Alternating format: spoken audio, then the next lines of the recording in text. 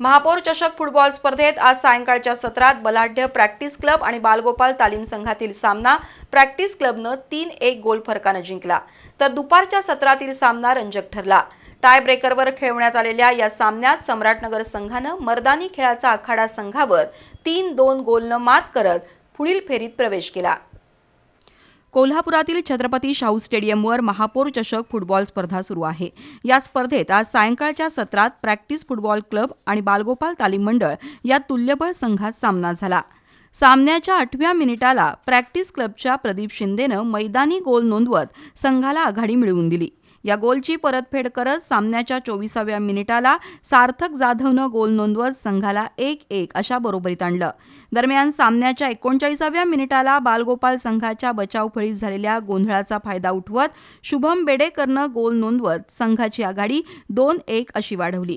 उत्तरार्धात बालगोपालच्या अभिनव साळोखे, ऋतुराज पाटील, देवराज मंडलिक, रोहित कुरणे, प्रतीक पवार, वैभव देसाई यांनी चढया केल्या, पण त्या फोल ठरल्या।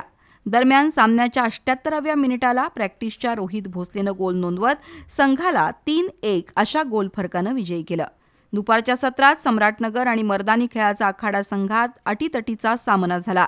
सामन्याच्या 18व्या मिनिटाला मर्दानी खेळाचा आखाडा संघातील प्रवीण साळोखेनं तर 66व्या मिनिटाला सम्राटनगरच्या अभिषेक सिंगनं गोल नोंदवल्यानं हा सामना 1-1 असा बरोबरीत सुटला। त्यामुळे पंचांनी हा सामना टाय ब्रेकरवर खेळवला। त्यामध्ये सम्राटनगरनं 3-2 अशा गोल फरकानं हा सामना जिंकत पुढील फेरीत प्रवेश केला।